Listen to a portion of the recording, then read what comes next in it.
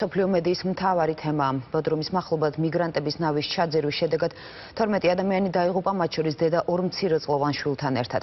ამ დროისთვის ყველაზე რთული ვითარება უნგრეთშია, სადაც პოლიცია არალეგალებს დასავლეთ ევროპის ქვეყნებში გამგზავრების უფლებას არ აძლევს. ქალაქ ბიჩკეს რკინიგზის სადგურზე გაჩერებული მატარებლიდან ჩამოსვლაზე სირიელი ემიგრანტები ამ დრომდე უარს აცხადებენ. ეს შემადგენლობა ერთადერთია, რომელმაც დღეს ბუდაპეშტის ცენტრალური რკინიგზის სადგური დატოვა. არალეგალები იმედოვნებდნენ, რომ ისინი გერმანიაში გადასვლას შეძლებდნენ, თუმცა უნგრეთის ხელისუფლება მათ ქვეყნიდან გასვლის უფლებას არ აძლევს. მათ სურთ, რომ მატარებლიდან ჩამოვიდეთ, ყველას გვაქვს ბილეთი და გვინდა გერმანიაში ან ავსტრიაში გადასვლა. ვაგონებიდან პოლიციელებმა არალეგალების ნაწილი ძალის გამოყენებით ჩამოიყვანა, რასაც პროტესტი მოჰყვა. ემიგრანტებმა ლიანდაგები დაიკავეს და სპეციალურად მათთვის ავსტრიის საზღვართან მოწყობილ თავშესაფარში გადაყვანაზე უარს აცხადებენ. უნგრეთის პრემიერმა ქვეყანაში შექმნილი ვითარება ევროკავშირის ლიდერებთან განიხილა და დაადასტურა, რომ მიგრანტთა ნაკადის შესაჩერებლად ქვეყნის საზღვრებზე ბარიერების აგებას გეგმავს. ეს არ არის ევროპის პრობლემა, ეს არის გერმანიის პრობლემა. არავის სურს უნგრეთში, სლოვაკეთსა და პოლონეთში დარჩენა. ემიგრანტებს გერმანიაში წასვლა სურთ. არალეგალების ყველაზე დიდი ნაკადი უნგრეთის ტერიტორიაზე შევიდა, მათ დარეგისტრირებაზე უარი განაცხადეს და ევროპის სხვა ქვეყნებში გამგზავრება მოითხოვეს. არსებული რეგულაციის თანახმად კი არალეგალებმა თავშესაფარი პირველივე ქვეყანას უნდა მოსთხოვან, რომლის ტერიტორიაზეც შეღწევას შეძლებენ. უნგრეთის გარდა საემიგრაციო პოლიტიკის გამო საერთაშორისო ორგანიზაციების კრიტიკის ობიექტი ჩეხეთიც გახდა, სადაც ქვეყანაში შესულ არალეგალებს სპეციალურ ნიშნებს ადებდნენ. ემიგრანტების ფოტოები დღეს მსოფლიოს ყველა წამყვანი გაზეთის პირველ გვერდებზე მოხვდა. პრესა იმ 12 ემიგრანტის დაღუპვის შესახებ იუწყებოდა, რომელთა შორის 2 მცირეწლოვანი ბავშვიც იყო. თურქეთის სანაპიროზე გუშინ მომხდარ ტრაგედიასთან დაკავშირებით 4 ტრაფიკიორი დააკავეს. იმ საშინელ სცენებზე, რომლებსაც ვხედავთ, ყველაზე მეტი პასუხისმგებლობა ეკისრებათ პრეზიდენტ ასადს, ისლამისტებსა და კრიმინალურ დაჯგუფებებს, რომლებიც ადამიანებით ვაჭრობენ.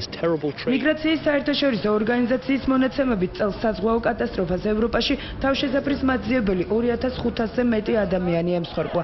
ევროპის ტერიტორიაზე კი 300,000 დევნილი შევიდა.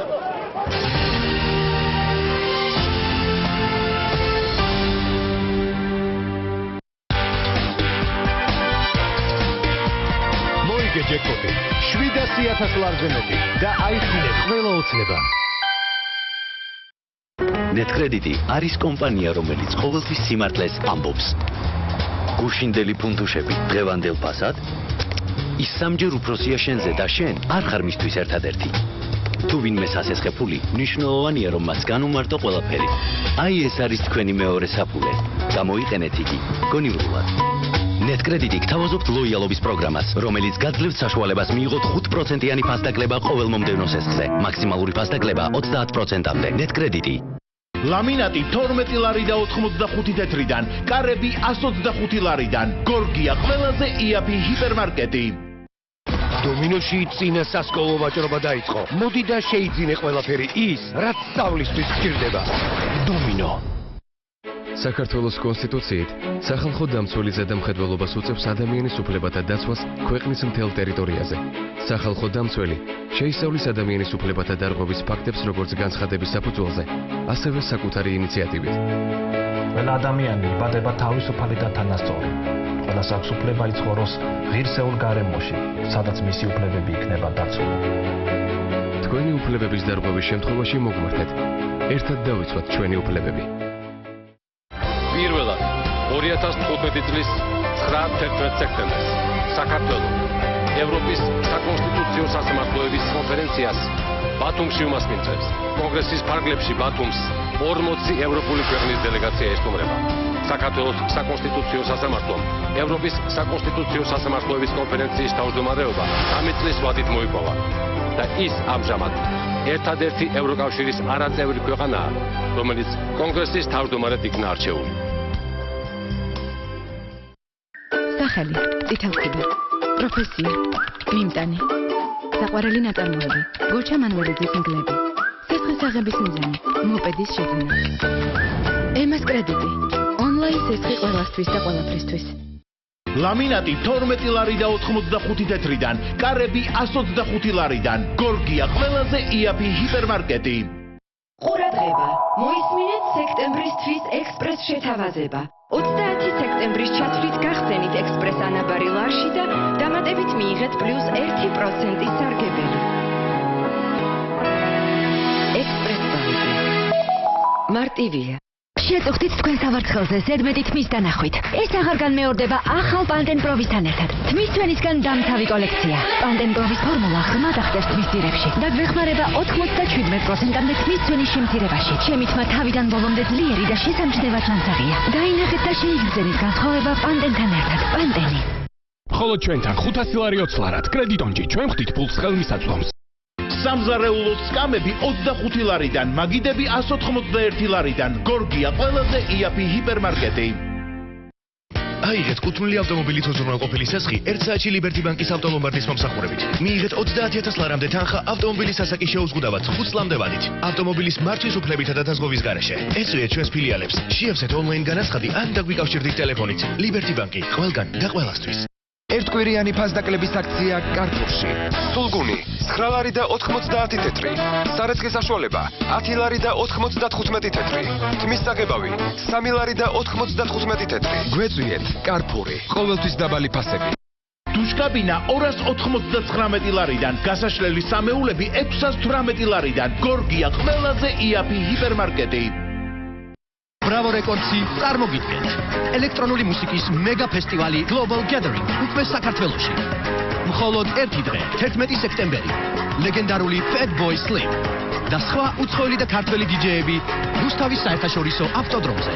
უფასო მოსაწვევები Event Energy-ზე. ფესტივალის გენერალური სპონსორია Netcredit.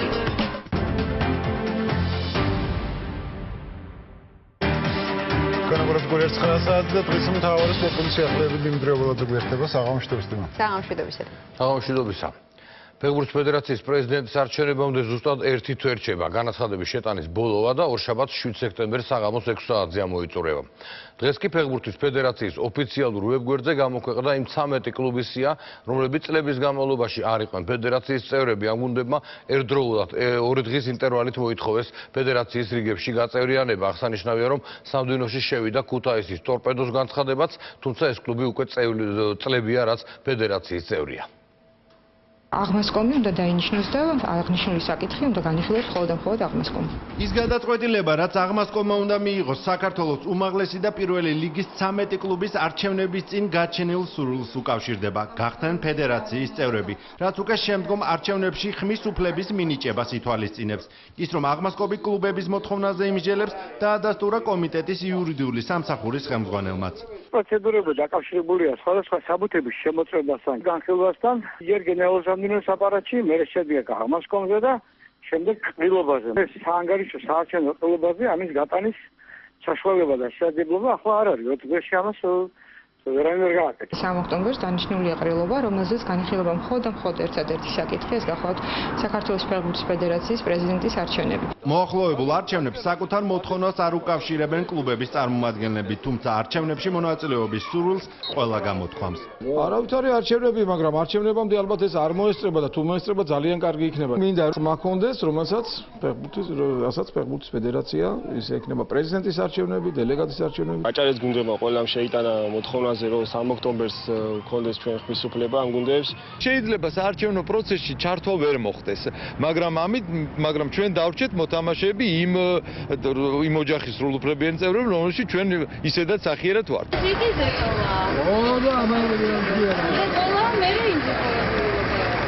ზეწოლის შესახებ ლანჩხუთში ფედერაციის პრეზიდენტობის კიდევ ერთი კანდიდატის, მერაბ ჟორდანიას დასაუბრობს. ლანჩხუთში გურიის ფეხბურთის გამგეობის ხდომა უნდა გამართულიყო, რომელსაც ფეხბურთის ფედერაციის გენერალურ სამდივნოში მერაბ ჟორდანიას კანდიდატურა უნდა წარედგინა, თუმცა ხდომა არ ჩატარდა. ჩვენ ინფორმაცია გვქონდა, რომ 4 აღმასკომის წევრი სახლიდან გამოვიდა, მაგრამ არ მოვიდნენ დანიშნულების ადგილზე. ასე მარტივად თუ რაღაცა ძალას არ გამოიყენებდნენ, ასე მარტივად მორეოდნენ მერაბ ჟორდანიას კანდიდატურას. თუ ერთი და თუ მეორე მხარე. ფედერაციის პრეზიდენტობის მსურველებს რეგისტრაციისთვის სულ უფრო ცოტა დრო რჩებათ. ორშაბათს 7 სექტემბერს რეგისტრაცია დასრულდება. საქართველოსა და შოტლანდიის საფეხბურთო ნაკრებმა გუნდებმა დღეს დინამო არენაზე ივარჯიშეს. პრესკონფერენციაზე კი ჟურნალისტების კითხვებს ორივე გუნდის მთავარი მცველების გარდა სკოტ ბრაუნმა და ზურაბ ხიზანიშვილმა უპასუხეს.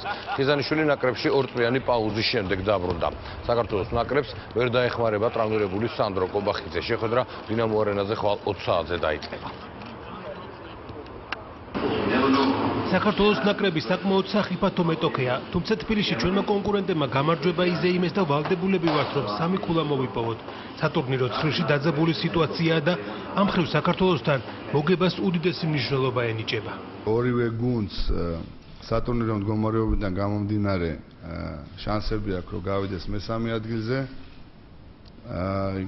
პირველ რიგში რა თქმა უნდა შოტლანდიაზე ვილაპარაკოთ. რა შეგვიძლია ჩვენ დავუპირისპიროთ мотиваციის თვალსაზრისით, რა თქმა უნდა ის რომ სახში ვთამაშობთ.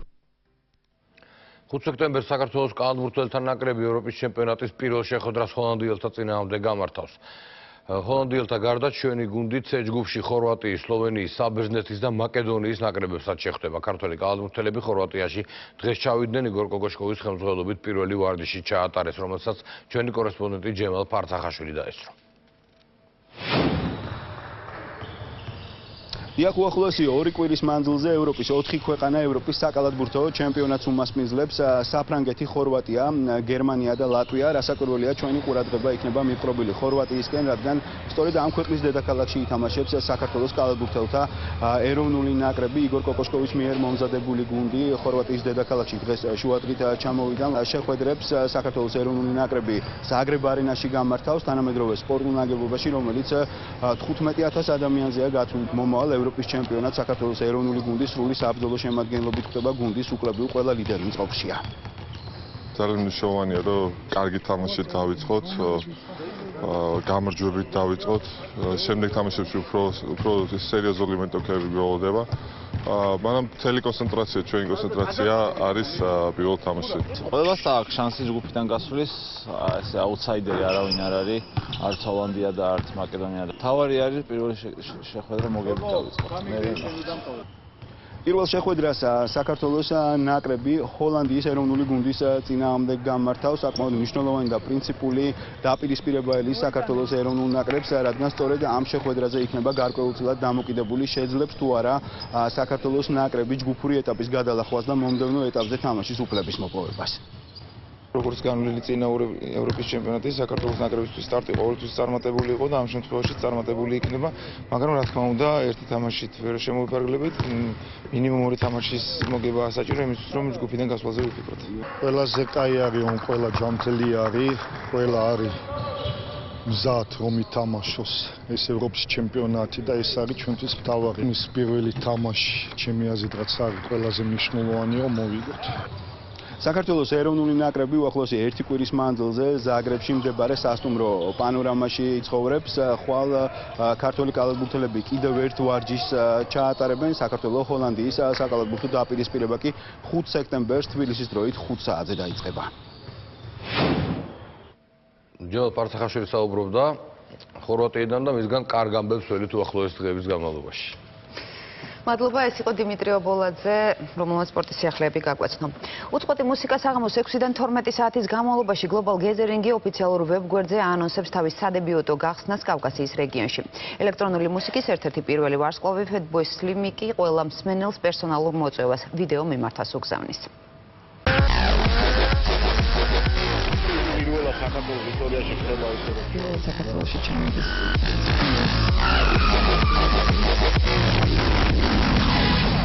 ეს ფესტივალი იქნება გამზადებული ძალიან მაღალმთიანი. საქართველოს დონის DJ-ების ერთად შეკრება 2 წელია უმუშაობით, რომ შემოვიყვანა საქართველოს. საქართველოს ფონდა ძალიან რუხი ინდუსტრიული ქალაქის იმიჯი. მეტალურგების ქალაქს კლაბერების ქალაქად ტრანსფორმაციის შანსი ერთ კვირაში მიეცემა. აი იქნება 2 სცენა. 11 სექტემბერს რუსთავის საერთაშორისო ავტოდრომზე ფორმულა 1-ის საწვავის ნაცვლად კალორიები დაიხარჯება. ძალიან დიდი დღე არის, რადგანაც საქართველოში ტარდება პირველი საერთაშორისო ლიცენზირებული ფესტივალი, რაც ვფიქრობ, რომ საერთოდ ქვეყნის კულტურულ და მუსიკალურ ცხოვრებაში კერძოდ უდიდესი მოვლენაა. რაც უფრო მეტი ფესტივალი ჩატარდება საქართველოში, მით უფრო მეტი ცნობადობა ექნება მას რეგიონში, ქვეყანას და ასევე ხელს შეუწყობს ტურისტების შემოსვლას საქართველოში. სანამ მსოფლიო საქართველოს უკეთ გაიცნობს ქართველი მსმენელები, საკუთარ თავზე გამოცდიან, რას ნიშნავს საერთაშორისო ბრენდი Global Gathering. ბრიტანეთში საუკუნის დასაწყისში დაარსებულ საცეკვაო მუსიკის ფესტივალს დღეს ასეთი რეპუტაცია შეექმნა. წარმოადგენს ცოცხალი ელექტრონული მუსიკის ფეთქებად აქტებს და ჩემპიონობს ყველაზე მოდურ მუსიკალურ ჟანრებში. Global Gathering რამდენიმე წელია რამდენიმე კონტინენტზე ტარდება. ფესტივალი ოფიციალურ ვებგვერდზე აანონსებს თავის სადებიუტო გახსნას კავკასიის რეგიონში. რუსთავში მისი პირველი ჰედლაინერი Fatboy Slim-ია. ნორმან კუკის სასცენო სახელით Fatboy Slim-ი ბრიტელორმა 80-იანი წლების ბოლოს აღმოაჩინა და შემდეგ კიდევ ორჯერ დააჯილდოვა. მან როგორც მუსიკოსმა და პროდიუსერმა MTV-ს რამდენიმე პრემია მიიღო. ყველაზე ბევრი ამ ვიდეოსთვის, რომელმაც მისი სახელი გრემის გამარჯვებულებს შორისაც შეიტანა. ამ დონის CDD-ის DJ ჯერ საქართველოში ნამყოფი არ არის. ის ითვლება ერთ-ერთ ფუძემდებლად საერთოდ ელექტრონული მუსიკის. ძალიან მნიშვნელოვანია რომ ის ჩამოდის საქართველოში, რადგან უკვე მის ჩამოსვლას მოყვება სხვა დიდი სახელების ჩამოსვლა უფრო თამამად. ამჯერად კი ელექტრონული მუსიკის გლობალურ თავშეყრაში რუსთავში მონაწილეობენ კევინ საუნდერსონი, კრაიდერი, ტომ სტარი, DJ-ები მეზობელი ქვეყნებიდან და მათთან ერთად თბილისელი არტისტები. რა თქმა უნდა, კარგია მსმენელისთვისაც, ვინც მივა და მოусმენს მისთვის საყვარელ არტისტს, მაგალითად Fatboy Slim-ს და ლოკალური არტისტებისთვისაც ეს ვთქვათ კიდევ ერთი გამოცდილება იქნება. მსმენელი ძალიან ბევრია და სხვადასხვა ჟანრის საქართველოში, მაგრამ არჩევანი თვითონ ასეთი რომ მოусმინო სხვადასხვა სტილის მუსიკას, ეს არის ცოტა იშვიათობა და ეს არის რაღაცა ძალიან საინტერესო, იმიტომ რომ არ ტარდება ხშირად. მუსიკალური რალი რუსთავის ავტოდრომზე 11 სექტემბერს საღამოს 6-დან დილის 6-მდე გაგრძელდება. დასწრება თავისუფალია. მსმენელებს მხოლოდ ფესტივალის ვებგვერდზე დარეგისტრირება სჭირდებათ. მოედანი 20,000 ადამიანს იტევს. Fatboy Slim-ი თითოეულ მათგანს ამ პერსონალურ მოსაწვევს უგზავნის. მოგესალმები კარგ ხალხს საქართველოში. ეს Fatboy Slim-ია აქ. იმედი მაქვს გნახავთ Global Gathering-ზე რუსთავში 11 სექტემბერს. Asta იყო დღის მთავარი თემები და კურიერი 9 საათზე ჩვენ ხვალამდე გემშვიდობებით. ახონდეს.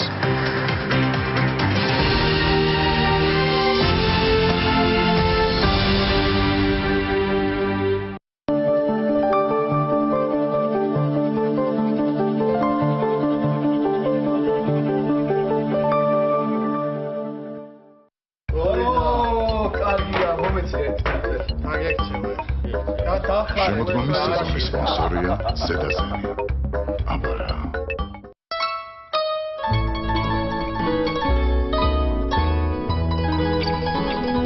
მარაო წარმოგიდგენთ. შაროში რაშმალა? მაგასწორი გიქცაო? ანახო. ყვიტი, კრემპირ, შაქარი. სიმართლე. რა ფულებით დაგრიალებს ეს ბიჭი იქით?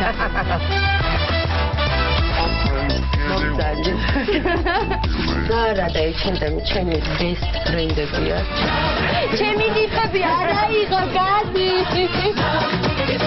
გაძინა სანაკა შორშელია.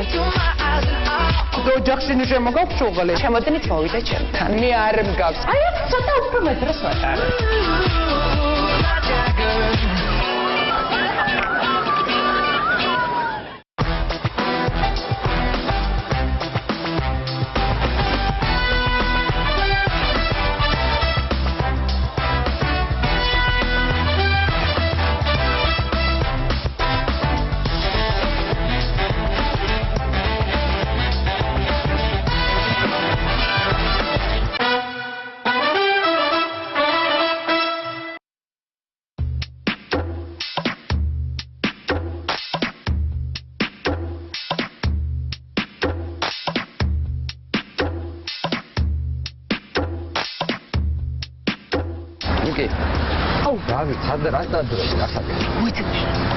ნიკა, აქ ხდება მთავარი ამბები. აქ ადამიანები ჭორაობენ და აქ შეგვიძლია ჭორები გავიგოთ, რომელიც ხოთში შენ არ იცი.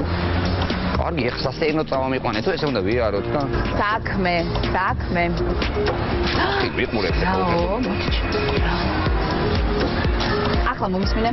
შენ წადი იქით ხარეს, მე წავალ იქით ხარეს. რა იქეთ სასეირნოდან წავამიყვანე სადმე? არა, საქმე, ნიკა, ბევრად უფრო მნიშვნელოვანია საქმე. აქ ისეთი ამბები ტრიალებს არის. აჰა. გაიგე ყველა ჭორი და მე დავიდე და გადავა. და უკვე თემოთ? ხო. ყურადღებით იყო ნუ? ყურადღებით უნდა იყო. შენ იქეცა ხო? კი, როგორც მიხდით გადაცემა კოქტეილი უკვე დაიწყო.